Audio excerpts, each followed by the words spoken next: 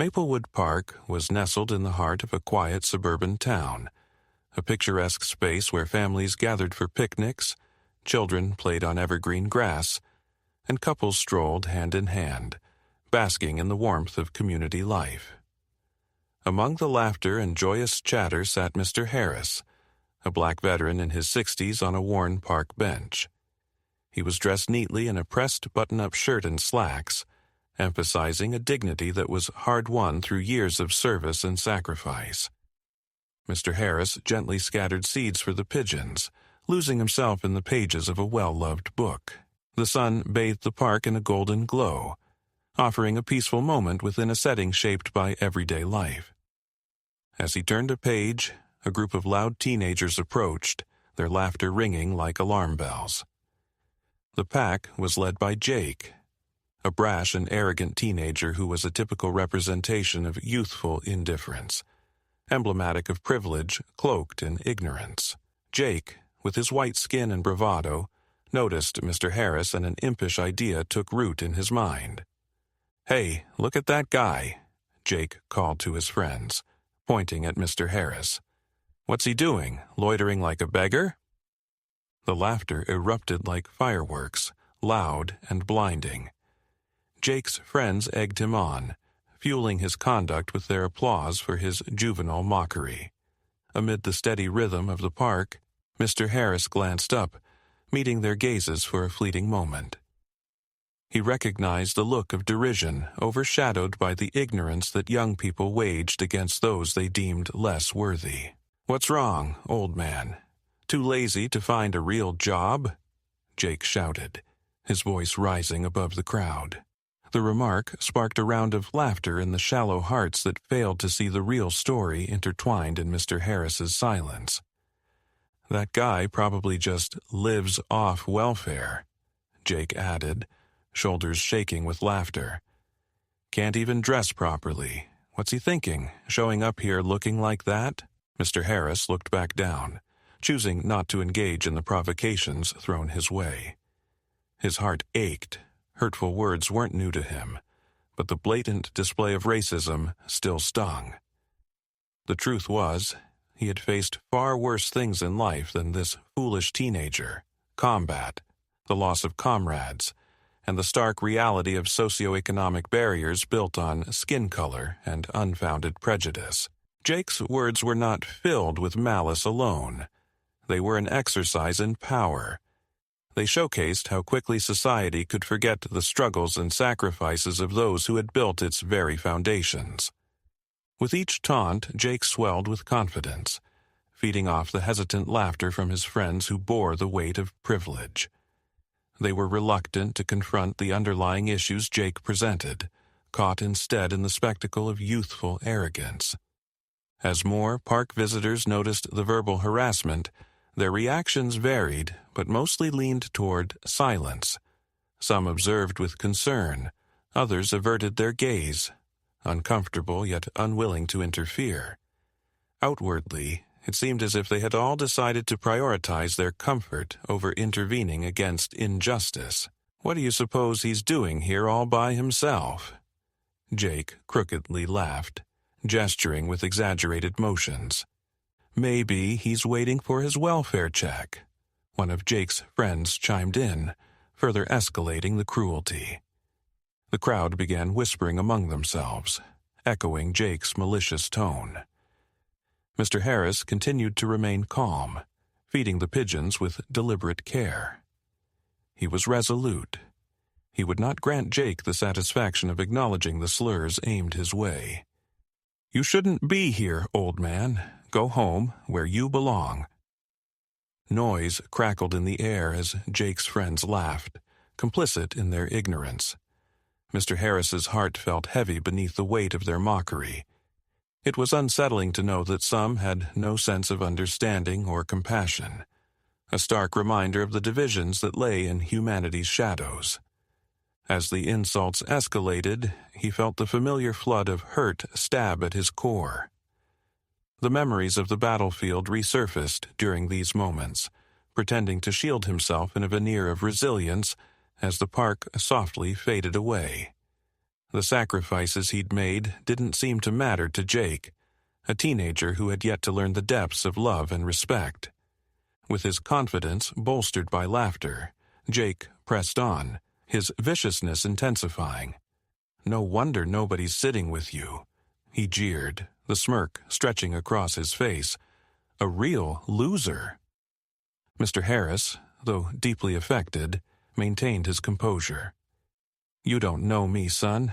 Maybe you should ask before you judge," he replied softly, his voice holding a blend of firmness and grace. "Yeah, like you've done anything important in your life," Jake responded, dismissing Mr. Harris's words with a sneer. Fury flickered in Mr. Harris's heart, yet he chose not to retaliate. Instead, he redirected his gaze to the book resting on his lap, drawing upon the patient wisdom he had gained through age. In the heat of battle, Mr. Harris frequently lent his courage to others instead of seeking personal glory. As Jake continued with his jabs, frustration bubbled inside Mr. Harris. "You think disrespect gives you power?" he asked, looking up once again. "You might find your character more important in the long run than whatever bravado you think you possess." Jake was unbothered, too entrenched in his arrogance to hear reason. "Yeah, whatever. You're just another nobody," he spat as he stepped closer, motivations wrapped tightly around the need to assert dominance. The surrounding crowd began to feel the tension rising like a boiling pot as Jake's insults grew more personal. Those nearby exchanged quiet glances, hoping someone would step in, but nobody did. Just then, a familiar figure emerged within the crowd, a local shop owner, Mr. Bennett, who often frequented Maplewood Park. Determined, Mr. Bennett interjected, cutting through the insensitivity that permeated the air. "Hey, do you have any idea who this man is?" he demanded, his voice firm yet controlled as he confronted Jake. Jake shrugged nonchalantly. "Just some old guy wasting space." A flicker of arrogance remained, but Mr. Bennett wasn't deterred. "Well, you're wrong," Mr. Bennett asserted, his eyes narrowing on the teenager. "This man is a hero. He earned the Medal of Honor for saving lives during a dangerous combat mission." Instantly, laughter faded into confusion as Jake's bravado slipped away, surprise coloring his features. "A hero?" he echoed incredulously, glancing from Mr. Bennett to Mr. Harris. "Yes, you think mocking a hero is humorous? How little do you understand?" Mr. Bennett exclaimed, anger rising in his tone. With that, Mr. Bennett pulled out his phone, swiping through apps with speed and precision until he found what he was looking for, the article detailing Mr. Harris's accomplishments. He held the screen up for Jake to see, displaying a photograph of Mr. Harris standing proudly in uniform, shaking hands with the President of the United States while receiving his medal. "Is this who you're laughing at?" Mr. Bennett insisted, his voice rising above the lingering shock within the crowd. Jake stared at the image, struggling to reconcile the information with the notion of the meaningless man he had targeted. The realization struck too late, his arrogance dimming, overshadowed by palpable shame. "Whoa, wait a second," Jake stuttered, his voice faltering. For a moment he faced a reckoning, one brought forth by the weight of truth. Yet, as quickly as the shock set in, an unfurling defensiveness overtook him. "That doesn't change anything. That was a long time ago."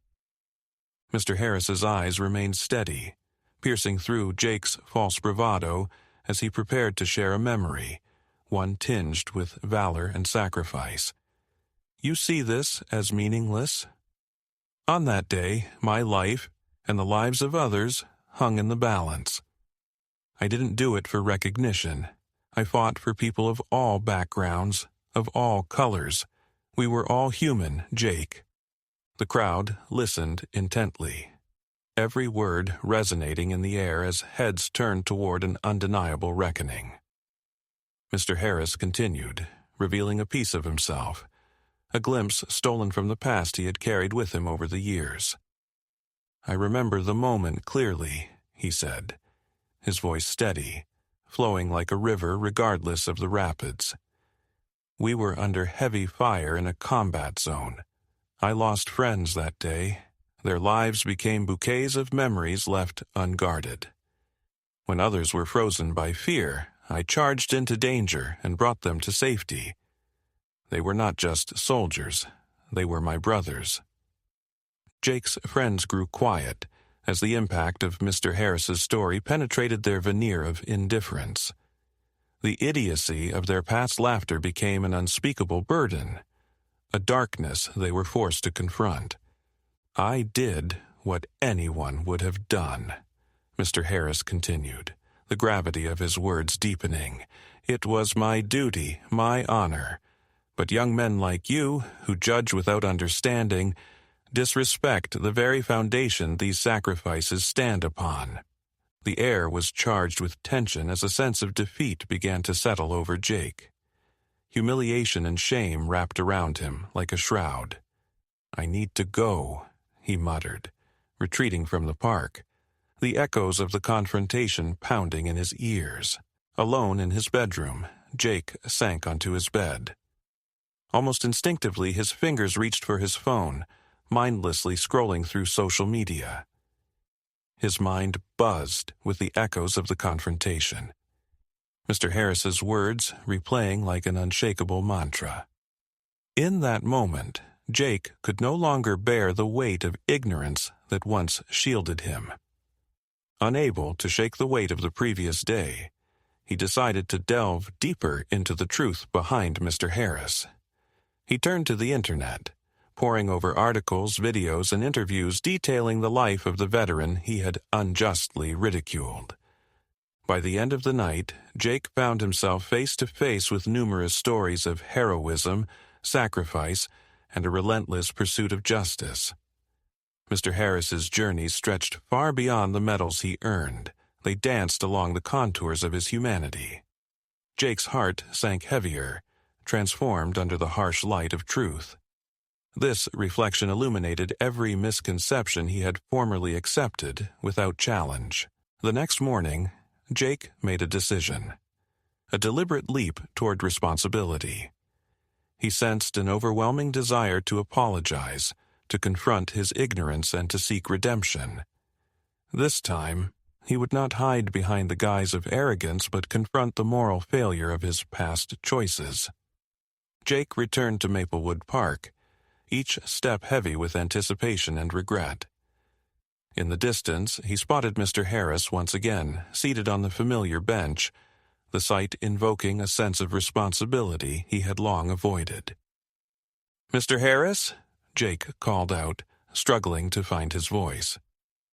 Mr. Harris turned, his expression one of guarded interest. It was a mirror reflecting the conflict between their worlds, one defined by honor and sacrifice, and the other by careless judgment. "Yeah, it's me," Mr. Harris replied, his voice steady. Taking a deep breath, Jake approached, letting the weight of his words settle. "I really came to apologize. I was a jerk yesterday and I had no right to disrespect you. You're a hero and I didn't recognize that," he said, shame crawling through his veins. For a heartbeat, Mr. Harris simply studied Jake, the teenager's face illuminated with genuine remorse. There was strength in vulnerability, something many young people still struggled to grasp. "Apologies are the first step toward understanding," Mr. Harris said after a moment of silence, his voice laden with wisdom. "But respect should never be conditional. You shouldn't need someone's story to treat them like a human being." The words struck Jake like lightning, illuminating his past ignorance. "I know now," he said quietly, his gaze dropping to the ground, awash with newfound insight. "I want to change. I'm going to volunteer at the local veterans organization. I want to learn from those who have served, you included." Days turned into weeks as Jake became a regular presence at the Veterans Organization. He met men and women who shared their stories, disappointments, and triumphs. Each encounter added another layer of understanding to his journey, a path he had once scoffed at, now illuminated by the flickering light of empathy. Mr. Harris visited the organization often, and soon his friendship with Jake began to blossom, forged by hard lessons and slow trust. It was during one of those visits when Mr. Harris shared another story of his life. "People saw me as a soldier, Jake, but they often forgot I was also a son, a brother, a friend." His voice throbbed with emotion, one foot planted in the past. "You see, the battlefield teaches you that every life matters, whether in a combat zone or a park on a sunny day." Listening intently, Jake allowed the weight of those words to sink deep. He began to ask questions, gaining confidence in the stories of those whose lives defied stereotypes. Mr. Harris would talk about the camaraderie he had formed with other soldiers, sharing meals, laughter, and even tears. He recounted how they'd often huddled at night, wondering if they would see another day. "In that moment, I realized we were united by our humanity," he explained. "We were all someone's child, someone's husband, someone's friend. In that, we found strength." Weeks turned into months, and through shared experiences, Jake started distancing himself from the toxic friends who once glorified ridicule. He listened to Mr. Harris's stories without judgment. He sought to understand, dropping blind arrogance for the promise of growth. Inspired by the stories he learned and the people he had met, Jake spearheaded an initiative in his school, aiming to promote tolerance and understanding. He organized discussions around diversity and inclusion, an opportunity for students to share their perspectives while learning from others. His passion ignited more interest, drawing in students eager to make a change. During the first meeting, Jake shared his own journey, the mistakes he had made, and the lessons he learned. He opened up about Mr. Harris, sharing the veterans' immense sacrifices and the respect he had gained. The words rang true, and an air of understanding settled over the crowd. "I realized something," Jake said, confidence lighting his features. "It's not just about what we think we know, it's about asking questions and listening to stories that shape who we are. The fear of the unknown breeds prejudice, and if we confront it together, we can create a stronger community." Encouraged by the initial response, Jake ventured to invite Mr. Harris to share his story with the students as a guest speaker, hoping to bridge the gap further. Mr. Harris agreed, his heart warmed at the opportunity to connect with the youth who reminded him that change was always within reach. The day came for Jake to introduce Mr. Harris at the school assembly, excitement and nervousness swirling as students gathered in the auditorium. As the microphone stood silent, Jake could feel the anticipation building in the room. "Today," Jake began, "we have someone extraordinary to share with us, a man who embodies courage, grace, and the very spirit of our community. Mr. Harris, a veteran who served honorably and sacrificed greatly for our freedoms." Applause erupted across the room as Mr. Harris approached the microphone, his presence commanding immediate respect. Clad in his medals, he stood tall, looking out at a sea of young faces eager for insight. "Thank you for having me," Mr. Harris began, his voice smooth but strong. "You may see me as a soldier, but I always wanted to be known as a human being first. We all have names, dreams, and stories to share, yet sometimes we forget to listen." He went on to tell his tale, the harrowing experiences of the battle, but more importantly, the humanness of it all. He painted vivid images of moments spent with his fellow soldiers, emphasizing that their stories and struggles were bound through a shared humanity. "I fought not just for my own skin, but for yours too," The idea that our differences separate us is one of the greatest lies we tell ourselves and the world we live in, Mr. Harris stated, watching the audience raptly. The atmosphere shifted, eyes welling with newfound awareness. Silence descended like a soft blanket, wrapping the students in the weight of Mr. Harris's experience. As the assembly closed, students flooded towards Mr. Harris, eager to ask questions, share experiences, and learn from the man who stood before them as a testament of resilience. Afterward, Jake stood by Mr. Harris, pride swelling in his chest. "You did it," he said, excitement radiating from him. "You really inspired them." "It is not I who inspires," Mr. Harris replied, a smile lingering. "It's the willingness of young hearts to listen and learn that will change the world." Jake beamed with hope, determined to continue this journey of understanding, forging new connections with others willing to break down the walls of prejudice. Students began collaborating, forming clubs dedicated to promoting inclusivity and celebrating diversity. Each initiative a ripple pushed outwards, gaining momentum. The small battles against prejudice began shifting the school's culture, embracing open dialogue rather than judgment. Months turned into a year, and the bonds forged through empowerment had reshaped lives. The once thriving laughter of misguided youths now merged with voices willing to stand for equality and respect. Jake had become an instrumental tool in reshaping narratives, an ambassador for those who sought understanding. Mr. Harris, seen as an icon of heroism, remained a cornerstone of the community. He visited the school regularly, mentoring students on leadership and empathy. Together, Jake and Mr. Harris worked tirelessly, reminding those around them that sharing stories bridged divides and stitched humanity back together. On a sunny afternoon, the community gathered in Maplewood Park to celebrate their newfound unity, a day declared to honor diversity. People of all backgrounds piled in, the air filled with laughter, discourse, and the sounds of vibrant music. As Jake looked toward Mr. Harris, he recognized how far they had come. A legacy of openness and transformation blossomed before them, all from simple moments that began with misunderstanding. "Thank you for everything," Jake said, sincerity weaving through his words. "You showed me that there's power in listening, and that respect cannot be earned through ignorance." "Remember, Jake," Mr. Harris replied, leaning lightly on his cane, "it's not our past that defines us. It's the choices we make and the integrity we carry forward. Stay true to that." In that beautiful park, with the sun setting low upon a community transformed, Jake and Mr. Harris could reflect on the journey they had taken together.